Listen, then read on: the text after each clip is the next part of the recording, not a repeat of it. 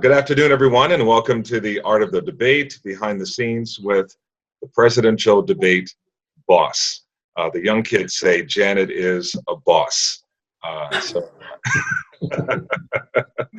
of course, Johann, yes, you are too.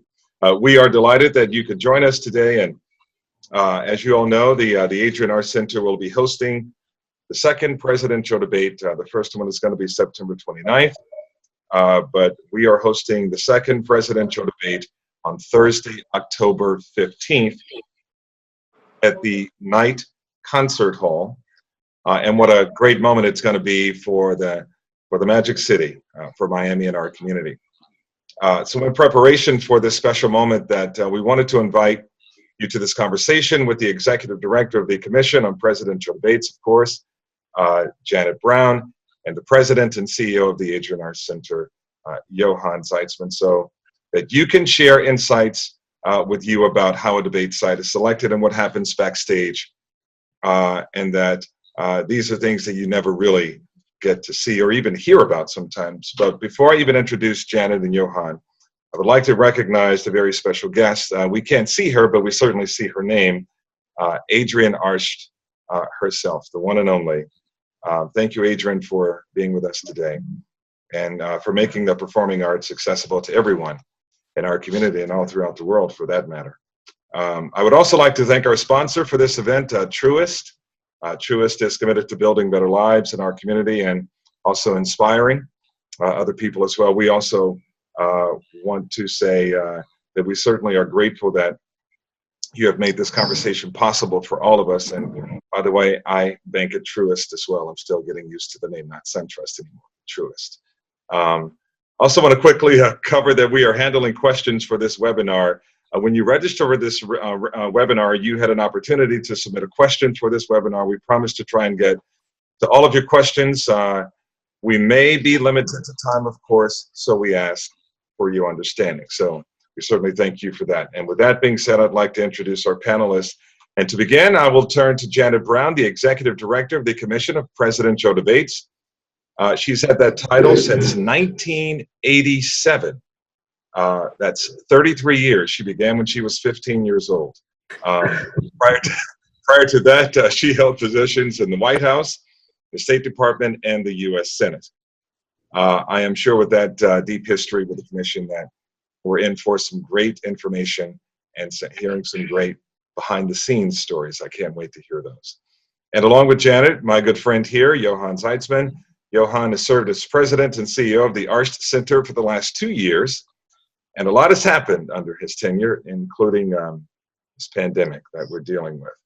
Johann came to the Arsht Center from Calgary, where he served as CEO of Arts Commons for 10 years.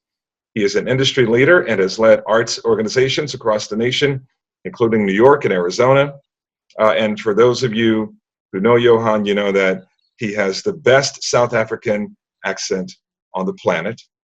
And look at the bow tie. We love the smooth bow ties, my brother. So we'd like to thank both Johann and Janet for being with us today and for your time. We know you both are quite busy.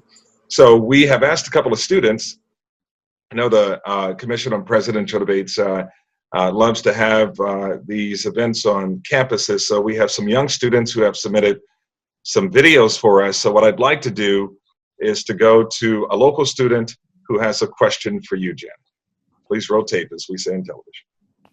Good afternoon. My name is Juliana Correa. I live in Miami, Florida. I'm 15 years old and I attend Barbara Goldman Senior High School. My question that I have for you today is, why as a young person should I tune in or care about a debate, presidential or any other political government debate? Nice job. Janet, that's for you. Juliana, thank you. And it's a great question. I think most of us don't appreciate the fact that starting from a very young age, we are debating multiple times every day. When we ask our parents if we can do something that we're quite sure was not exactly what they were hoping we would do, we are debating to see whether maybe they will agree with us and that we can do that.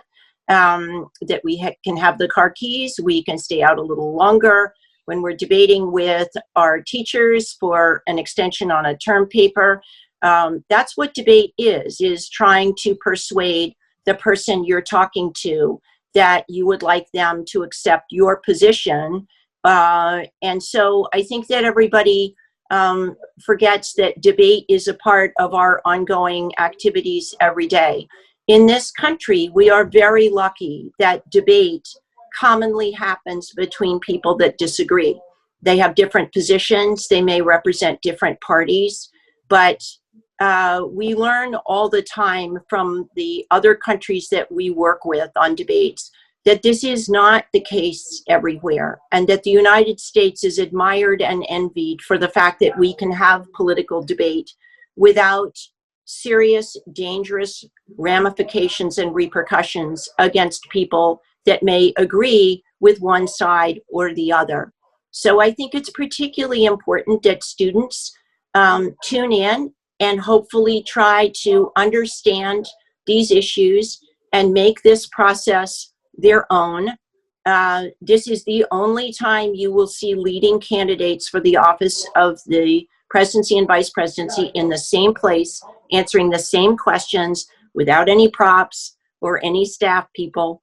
I think we can all learn from this, and I hope that that will be something that, Juliana, you and your peers find relates to you. That's a really good question. She's on the path to becoming a moderator one day, huh, Janet? That would be a good thing, Calvin, as you can attest. Next question is from Alexa. Alexa S.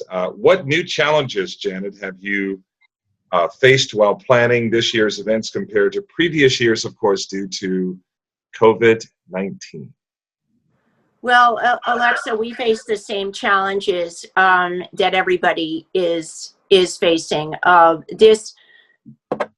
This pandemic has not spared anyone, either individually or their families or their schools or their places where they work. So what we have had to do is try to tailor our production schedule so that people who normally would all be working on one small piece of the set from one ladder obviously have to sequence their work so that they are staying 6 feet away from each other and that they are properly masked and equipped to be protected from their peers, that we are taking steps with regard to transportation and our hotel arrangements, that people in the audience are seated in a safe way. But I am very grateful that to the home audience, which is what the debates are all about, these should not look different than they normally do. It's a production challenge much more than it is a challenge for what the viewers at home will see in the United States and around the world, which is a really good thing. Question, this is a different question altogether. How do you determine which candidates get to participate in the debate? The Federal Election Commission in Washington governs debate sponsors like us. And a debate sponsor can either be a media organization like a TV station, or it needs to be a nonprofit like the Arsh Center or the Commission on Presidential Debates. In either event, you have to have criteria that show how you will decide who's going to be invited to the debates. We have a set of 3 criteria. They are reviewed very carefully between each debate year and the next. And they basically constitute 3. Number 1, that a candidate needs to be constitutionally eligible to run for president. Number 2, that they appear on enough state ballots to have an arithmetic chance of winning the Electoral College. And number 3, that they have 15% support in 5 polls that we looked at last week. And we take an average of those polls. They are big national polls. If a candidate reaches 15% in those polls, they are included in the debates, and those criteria are reapplied between each debate. Most people don't know that as of right now, there are hundreds of candidates that have filed for candidacies for President of the United States with the Federal Election Commission for 2020. And a number of them believe that they should be in the debates and that they would get more support if they were. So we take this very seriously, and we apply the criteria to anyone who has filed with the FEC. So Kanye West won't be on the presidential debate stage this year. Mr. West did not meet the criteria for the first debate. All right. Now we move to the next question, which is going to involve Johann a bit here after I ask the first question to Janet here. And I believe a local student is asking, once again, we're going to go to a local student who says, what is considered in planning the dates of these debates? So as they say on TV, roll tape. Hello, my name is Bernice Juan Bostic, a current senior at Miami Nolan Senior High School. And my question is, out of all the cities in the United States, why did you choose Miami to host the presidential debate? Well, that is a great question, and it was a bit happen chance. The debate that was scheduled for the University of Michigan on October 15th had to be canceled by the university because of COVID, the size of their campus and the complexities about bringing students back. We heard that news from the university. We started looking for another venue, and courtesy of Ira Hall and some very generous people at the Arsh Center, we were able to talk to Johann and his colleagues about using the center for the town meeting debate, which is the only one of its kind. So thankfully, one of the few silver linings of the pandemic is that art centers have not had their normal programming going on. And Johann was kind enough to be willing to talk with us and understand whether this was something that the center could step in and do. And we reached agreement very quickly. Working with him and his team has been a joy. We are so grateful to be coming to Miami and to the Arsh Center, and that is how it happened. Wow, that's high praise to say that it's been a joy working with them. It's pretty pressure-packed putting it all together. So, Johann, that's a good transition for you. So what does it take in terms of ramping up for something that's going to be an international event? Calvin, before I answer your question, I might not get another chance just to simply say thank you to you and Janet for doing this. We really are very, very appreciative of both of you giving time to share with our constituents and our friends and our universe. So thank you both very, very much. What does it take to do this event? The performing arts world revolves around creativity and constant flexibility, and no two events are ever the same. So we might have an opera one night and a Broadway show next week, and then a ballet the week after that.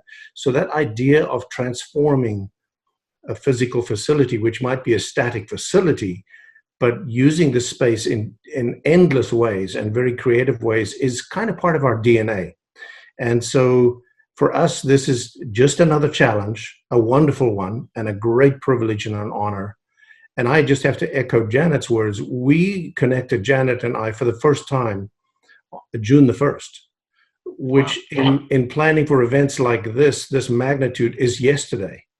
But when you work with a group of incredible pros and a well-oiled machine like the Commission for Presidential Debates and a delightful person like Janet, things go smoothly. And Janet has a great team. We've met them all. They've visited multiple times. They know what they're doing. They're really good at what they do. And so that makes it easier for us as to work with a team that are like that. And so we're not struggling to do this event. We're an easy partner. We have a great partner. Having said all that, it probably takes about 50 people, hands on deck, including housekeeping and the stage technicians and lighting and sound and of course catering and security and so on, just for this one event. It's as I said, it's maybe just another show, but it's a very special one, and it's a non-performing arts one. But it's certainly culture, and it's certainly part of our real lives, which is the big democratic experiment. But we've done recently events similar to this. We've done the Democratic primary, as you know, last year, and we did NFL honors, both of which are national, international scale events. And we've learned a lot from those two events. And so we're applying all those. Those, of course, were not during COVID. So we have a lot of extra layers of planning and thinking to do, but we're utilizing the whole campus, which, as Janet said, we have the great benefit of having the campus available during COVID entirely. And they're literally almost using every room for this, so that people can be spread. The media is, on the backstage of the Ziff Ballet Opera House, 200 or so media people. Across the street on the Night Concert Hall is where the actual town hall takes place. We're using another room for the holding area for the town hall participants, another one for the presidential press corps, another one for catering, so we're really using the whole campus, and that makes it safer. Wow. Janet, for you, now some states have started early voting. How necessary is it to have at least one debate before early voting begins all across the country, or is that not even considered or factored into when you have your first debate, the date of the first debate? To go back to something you raised earlier, Calvin, the scheduling of the debates is a bear, even on a good year, because as you know very well, when you look for dates in September, October on the TV calendar, and you take into account religious holidays, federal holidays, TV nights that aren't great for TV watching, big audiences in the fall, given high school football, you have a lot of obstacles, in addition to things like the opening of the United Nations General Assembly. That is something that will be on the president's calendar. So it's very difficult to schedule these in a normal year. There has been in the past a reluctance to be too close to Labor Day or too close to Election Day by the campaigns, and to have these in a compact time period. So the earliest we've done debates is the last week of September. We have tracked early voting for many years. And the fact is, there is a difference between people who request a ballot, an absentee ballot, and when they mail it in. It does not necessarily mean, but by requesting a ballot, you intend to turn around and send it in immediately. We have consulted with people that have studied this. Obviously, it is going to be different given COVID. No one knows precisely how it is going to affect early voting. We are very conscious of it, and we hope that people will understand that they will have an opportunity to hear a great deal of information during the debates. And if that is something that's going to help them decide their vote, that they have that option to wait in terms of returning the ballot. Yeah. You talked about something, Janet, about other countries. They envy our democratic experiment here, what we're doing in terms of debating the two candidates coming together and debating. And Johann, I want to sort of ask you, as far as this being an international event, and from a marketing standpoint, since other countries are going to be viewing this, from a marketing standpoint, would you say this is perhaps the biggest gift for the Adrienne Arsht Center for us to be on this huge stage, or have there been bigger events at the Adrienne Arsht Center? Calvin, I think in terms of international scope, this is probably as big as they get. And we're absolutely honored and delighted to be part of it. It's very good for the Adrienne Arsht Center, for our reputation, for our involvement in really important community events. And it's also just for you to get a sense of how big the scope is of the impact. For the Democratic primary, we had 36.5 billion media impressions across 30 countries. Wow. So, that's a Democratic primary. This is another level. And so I can't imagine that it'll be any less than that, and COVID might have an impact of more people being online than normal. So this is a huge opportunity for us to shine, for the city to shine, for this community to be part of this big, big moment. Yes, so it certainly is a gift. It is. Oh, no doubt about it. Christmas in October is what it is. So for Janet, curiously, there's a lot of misinformation as it relates to just about everything these days. I want to ask something that for us it may sound a bit silly, but for folks who don't know about the process, they may be really curious and may actually think this is true, just based on what Hollywood has done as well. So in television, we have something called an IFB, an information feedback system in our ear. I know there are certain things that candidates can take with them on stage and cannot, and can have and cannot have. Is an information feedback, in other words, they have this attachment in their ear that if you ask them a question that they're not quite sure about, that there's someone backstage telling them what to say in their ear. I see you smiling because I know this is, so for other people, they actually believe this goes on, but can you clear it up and tell people that this really doesn't happen? Yes. Well, thank you, Calvin, for that question. The candidates come onto this stage with nothing. There are water glasses and notepads and pens on their lecterns or at their director's chairs, which will be the case in Miami. They are not connected to a lifeline or a best friend or an extraterrestrial being or whatever. The questions, by the way, are known only to the moderator. In the case of the Miami debate, only to the citizens. They're not known to the candidates. They're not known to the commission. And over the years, I have been asked the most fascinating array of questions about things that people thought they saw under the suit jacket of one of the candidates and were quite convinced it was connected to something nefarious. And as I said to one group once, we're actually not the flying Walendas. There aren't all of these secret guy wires that tie people together to other information sources or trapdoors or whatever. It's pretty straightforward. That's another piece that sets it apart. This is just the candidates and the moderator.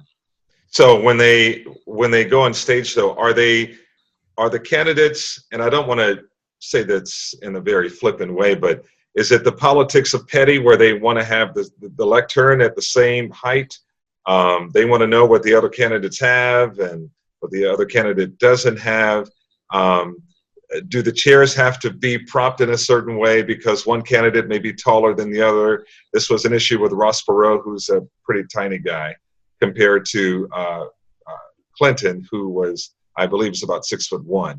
So just curious to learn about just the different things they have on stage. I appreciate the question because obviously it's extremely important for us to make sure that the set is equally respectful to every candidate who is on that set. And for instance, our first year, 88, there was a significant height difference between Mr. Bush and Mr. Dukakis. And if you look carefully, there is a pitcher's mound underneath Governor Dukakis so that when he went to his podium, which looked just like Mr. Bush's, he actually was going up a small slope. Here's what you don't want to have happen. Some of the audience will remember the time when the Queen came to the White House and evidently the advance team had not quite gotten the adjustment on the lectern right or the microphone. And when she went up to speak, it was fine for Mr. Bush, but with the Queen, all you could see was her hat. And so we want the candidates to be comfortable. We want them to be lit professionally and at a lectern that is totally to their liking in terms of the height, and to have it respect the differences between individuals. And I hope that we manage to accomplish that. So we know what happened between Nixon and Kennedy, the moment of the sweating on stage. room temperature. Do they ask for it to be at a certain? I like the room to be extremely cold because we wear jackets. But is that an issue at all? We keep the debate hall quite cool. That is more for the equipment than it is to try to accommodate individual tastes. But obviously, these are all details that we work out with the campaigns. You don't want surprises when a candidate walks out and discovers it's really not what they expected. Each candidate has time for a private rehearsal on debate day to test everything and understand exactly where the cameras are, where they will be looking for their time cues, the temperature, the whole setup, and that's an important piece. We don't want any surprises. Have you ever had an unusual? Does anything sort of stick out as being odd from one team dating back over the years since 1987 that is sort of peculiar as to what they would want, either backstage, on stage, room temperature, anything that sticks out at all from a candidate's camp?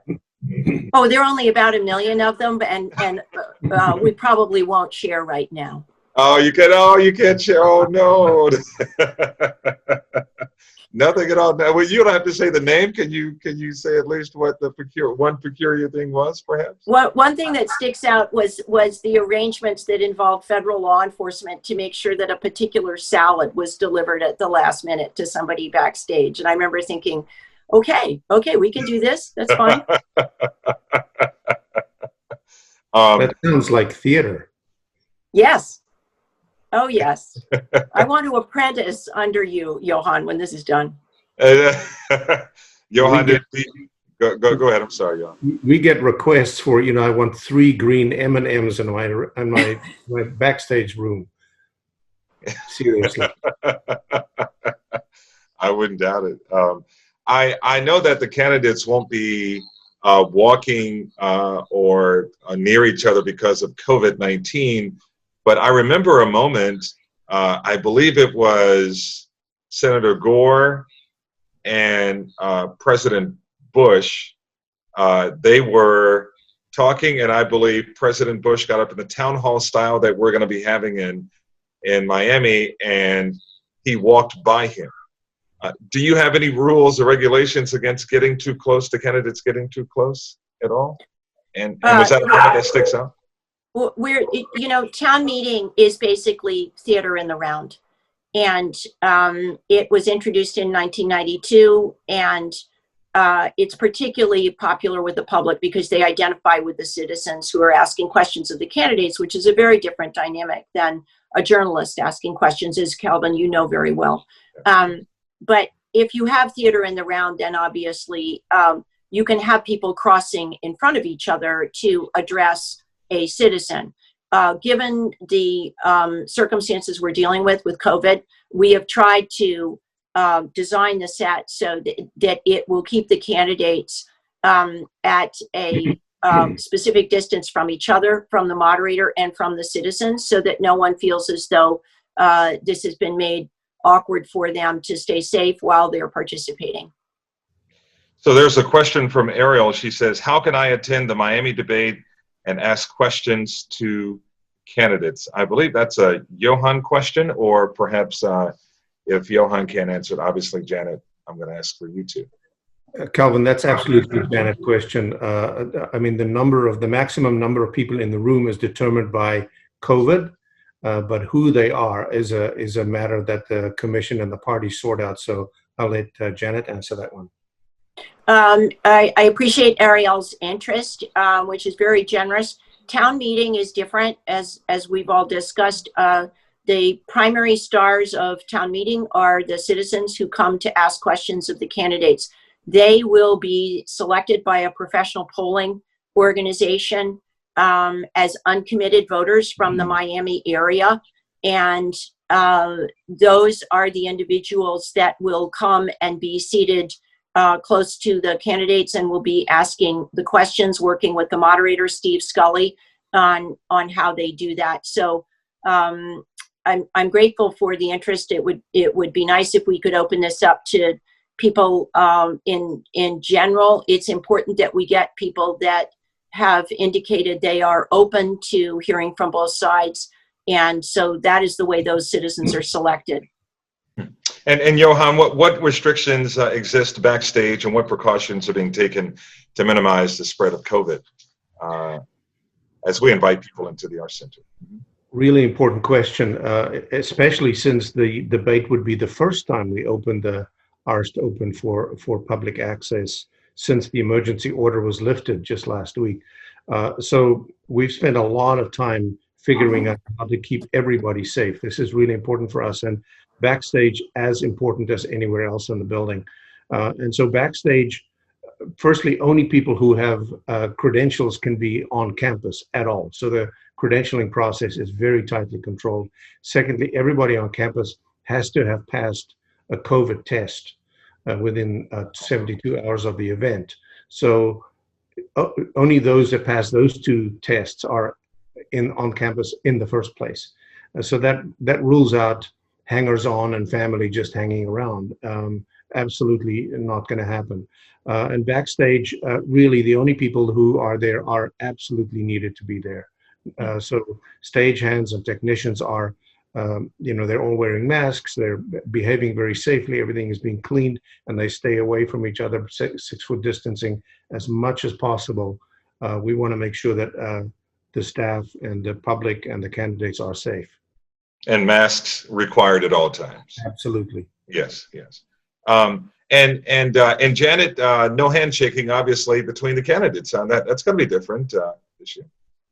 It is going to be different. And I'm sorry about that, because that actually is one of the things that our international partners have always looked to as a symbol of the dignity of U.S. debates, and they seek to emulate that, and they feel if they can reach that they have crossed a Rubicon of sorts. So that's extremely moving and inspiring to us, and we are going to do everything we can to make sure that there are ways to show respectful acknowledgement of each other, candidate to moderator. But I think handshakes would counter the message that's going to everyone in the center during the debate, which is safety and health above all else.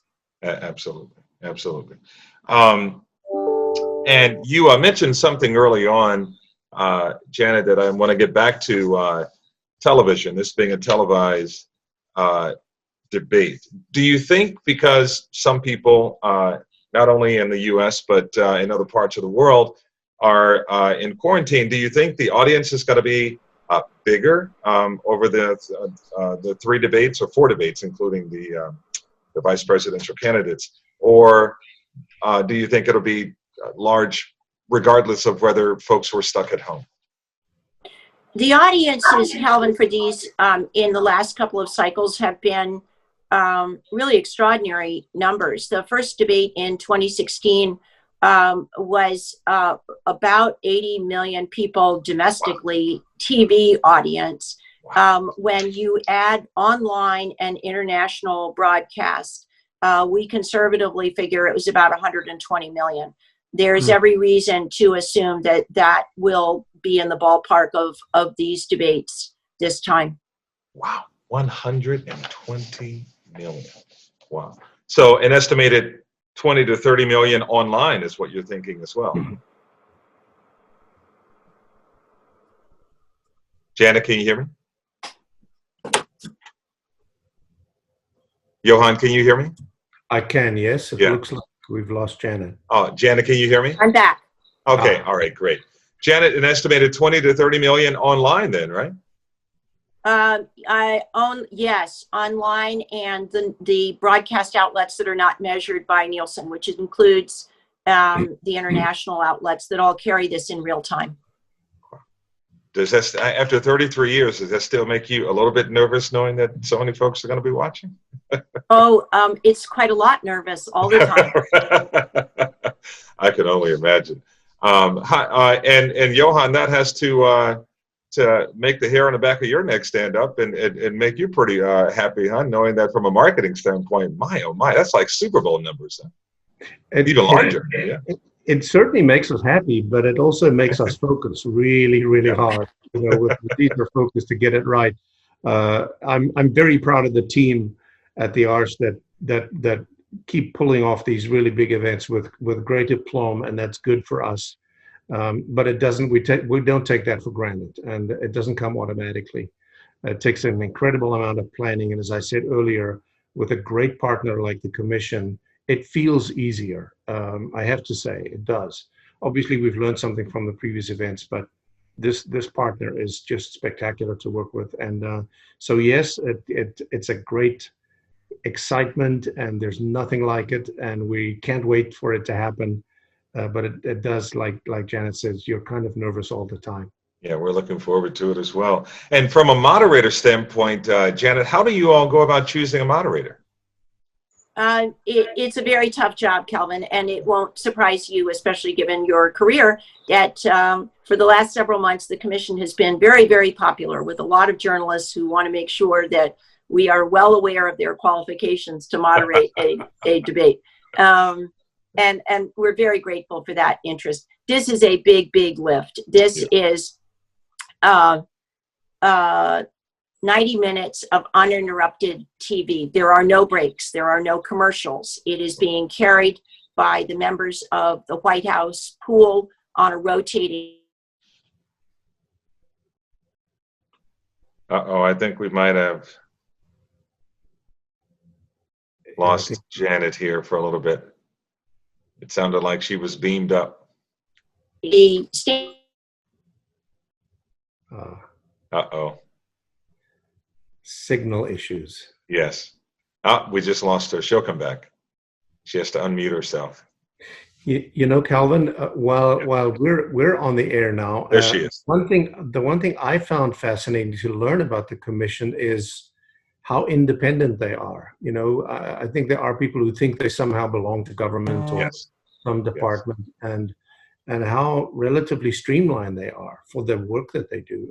I found that truly fascinating. I think we have Janet back, and I'm going to ask her that after she talks about the moderator selection. Janet, are you there? I am back. Can you hear me and see me? Yes, you look. I think you're vertical as opposed to being horizontal. There you are. Yes. There we go. How's that? We'll do some makeshift propping up here. We lost you when you were talking about journalists who were lobbying you all as opposed to you lobbying them.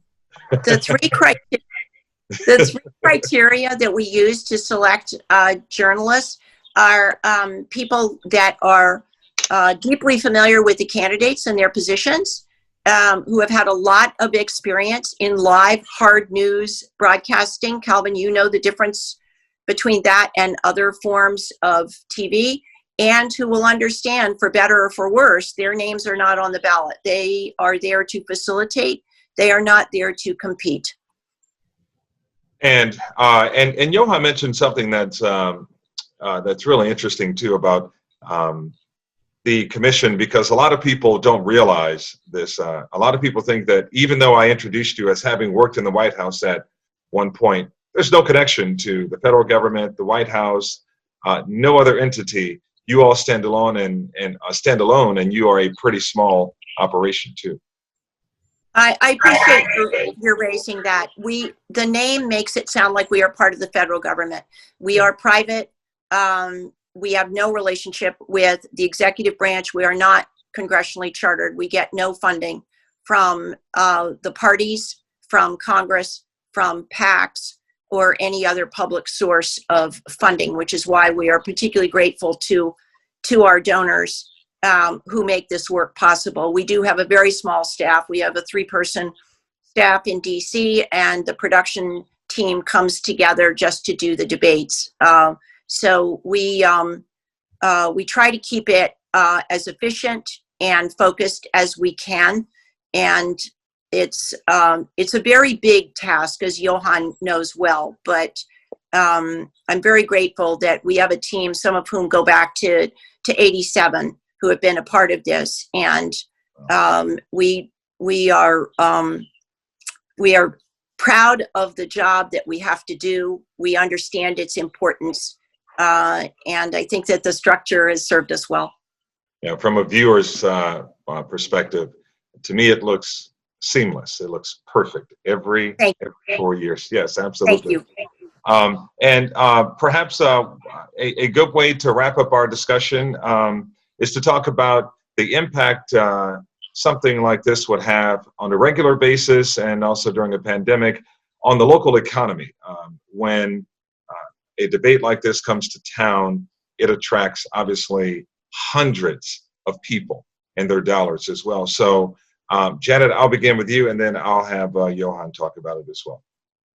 I am less able to talk about the municipal effect than I am the campus effect of schools that we go to. And since the Arts Center is focused on the arts and arts education, it is so consistent with our mission to be there in addition to the campuses that we're going to be on. And that's another reason we're so grateful to Johann and his colleagues, and also to the elected officials in Miami for their understanding of this and their being supportive. It means a lot to us. In 2016, each of the campuses that we went to did a formal study of the value of the coverage of the debate being on their campus. And it ranged from a low of $55 million to a high of $250 million. That the fact that the debate took place there and that all of the network news shows anchored from there and this worldwide distribution, that was their evaluation of what it meant to their campuses. Wow. Johann? I think the numbers are about the kind of numbers we would be looking at had it been a show with, 2,500 people in the room. That increases the economic impact in obvious ways. With the limited attendance, Calvin, of course, the impact will be more indirect. Mm-hmm. But yeah, I think those numbers are about the right numbers if you look at the induced kind of impact. Janet, favorite memory, favorite debate? I'm sure they all are wonderful, but favorite debate? You have one? Oh, everyone is poignant. I must say there was a particular meaning to the first debate in 2008 in Mississippi at Ole Miss, where the Chancellor, Robert Kayat, saw this as a chance to change the country's perception of that campus and that town. And much to our shock, the morning of the debate, we did not know whether one of the participants was going to be coming. And the Chancellor maintained his cool throughout. And indeed, we did have both participants come. It was an absolutely remarkable moment for a campus that had bid more than once to get this debate. And I remember thinking, this just has to happen. They have worked so hard. It was shortly after Katrina. Mississippi had taken it right on the nose. Yeah. And it meant the world to us to see at the Ford Center, a performing arts center there that night, something that moved an awful lot of people in that room, on the campus and in the state, to feel that things had come a long way. Wow. Now, do you prefer universities? Because we had one at Lynn, I remember, between Romney and Obama, and I covered one at WashU. I believe WashU in the Midwest is the campus that's had the most presidential debates of any. And so, do you prefer a performing arts center like the Adrian Arts Center or a college campus?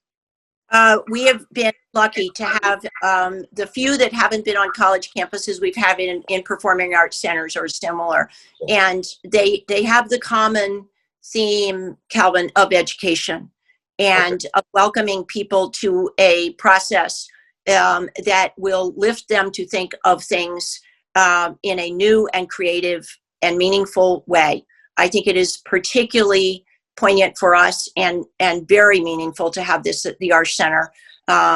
Johann and I have spoken about our shared sense of the importance of this conversation in this country at this time. And so that piece of what we are doing there means a lot to both of us. The most unique debate in terms of having more than one candidate, has it not been on WashU's campus with Perot, Clinton, and Bush at that time? That was a quite remarkable debate, and a remarkable series of debates. That year, just in case you think there's pressure this time, in 1992, the campaigns did not agree on debates until I think it was the 29th of September. They had blown through our first debate at Michigan State University and finally sat down to agree on what they were willing to do the very, very tail end of September. I got a call from the two campaign managers saying, we have finally agreed. We will do 4 debates in 8 days, starting in a week. And by the way, we're not using 2 of your sites. Oh.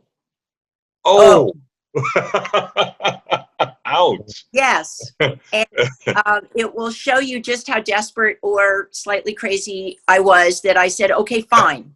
Oh. And, wow. And I made a call to my former boss, Jack Danforth, who was then in the United States Senate, who called his brother, who was chancellor of Washington University. And in about an hour, we had a site and the funding. And that was the first WashU debate. And 4 debates later, they are the gold standard of debate sites. Wow. Wow. Is there any particular debate that may not have gone as planned because one candidate, say, for example, I know Mitt Romney was sort of criticized for interrupting Obama quite a bit, but is there anything that may not have gone according to the format that was laid out, or pretty much all of them have been according to how you planned them out? No, we're very, and this is again a testament to moderators that they have been so capable, so vigilant, and so resilient in terms of adapting to things that happen that you can't quite anticipate. The things, fortunately, knock on wood, that have happened not quite according to plan have been behind the scenes. When it turns out that the Secret Service had to go in 1992 to the backup power generator company and tell them to turn off our backup power because the fumes that were being generated from poorly maintained machinery were being sucked into the intake of the building system and would have created havoc inside. So it turns out that for 2/3 of the debate, we were flying without backup power. I'm really grateful to the people that did not tell me that until the debate was over. Wow. Wow. Well, I mean, I must say from my perspective, the WashU debate in '92, the great moment for me has been or was backstage when I got to meet Peter Jennings, Tom Brokaw, Britt Hume, and all those guys. So I just, from my perspective, from a 20-something-year-old, I just thought, my God, I am in journalism heaven at this point. But the debate was great as well. But I just remember that being there. But do you find that other countries even try to attempt to do what you have done over the years, or do you get phone calls from other countries asking, what is your model? How do you put it together? What's your system? What's your formula? We started about 89 or 90, Calvin. We started getting calls. These calls come from NGOs. They're not from political parties or from governments. They're from nonprofits, just like we are. And they want very much to start their own debates or to build on them. And it's exactly what you just said. They want to know what should they do? How do they find a debate sponsor? How do they get the candidates to say yes? How do they find a neutral moderator? Where should they hold them? They so love the fact we do these on educational campuses. How do they decide between, in their cases, sometimes many political parties and candidates? And it is beyond inspiring to work with them, because in many cases, those particularly coming out of civil strife, they are doing this under extraordinarily dangerous circumstances to themselves as individuals and as professionals. We now have a 40-country network that particularly some of your students there in Miami would find so interesting. It's got its own website called debatesinternational.org. And we're a peer group. We all learn from each other. And the dean of the group, in terms of the quality and the pioneering nature of their work, is the Jamaica Debates Commission. Wow. So we're beyond fortunate to be able to work with these groups and to learn from them. We all learn from each other. But there's no one way to do debates. It needs to accurately reflect the political and social environment of the country where they're happening. That's very true. Johann, final thoughts? Got about 60 seconds here. Final thoughts from you, sir. Just delighted that we were able to assemble more than 200 people. I hope they found this informative and engaging. Our primary job is to connect community to each other and to the arts and to the arsht.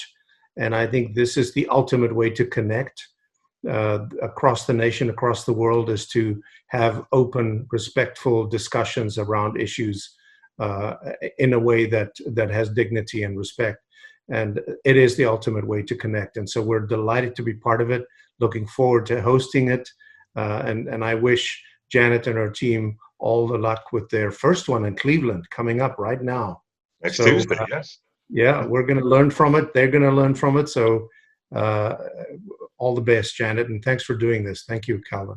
Yeah, and speaking of that, Janet, we know your schedule is teeming with things to do. I'm sure there's probably another Zoom call you have to be on. So any final thoughts from you at all? Deepest thanks to everybody that has made this possible. It's really fun to share the behind the scenes perspective. And again, my warmest thanks to the people that brought us to Johann, to his team, Calvin, for your interest, for your fellow journalists who will be covering this. We're really honored. Well, good luck on the 29th. Let me make sure I have the dates correct. In Utah on October 7th, of course, in the Magic City on the 15th, and Belmont University in Nashville, Tennessee, one of my favorite cities, October 22nd. We will feel a personal connection to you, Janet, and we'll be praying for you because we know that's a lot of pressure for you. And I want to thank everyone for joining us. And Johann, thank you, my friend, as well, for being as smooth as always and offering up one of the gems of our country and, of course, our community and the Adrian Arsh Center. And we hope everyone learned something this afternoon. And we look forward to seeing you when you come to Miami. Janet will have the empanadas, and we also have some cafecito, a little cortadito, a little everything for you when you come to town, okay? I'm ready. All right. Thank you. Thank you, everyone. Take care. Take care. Thank you. All right.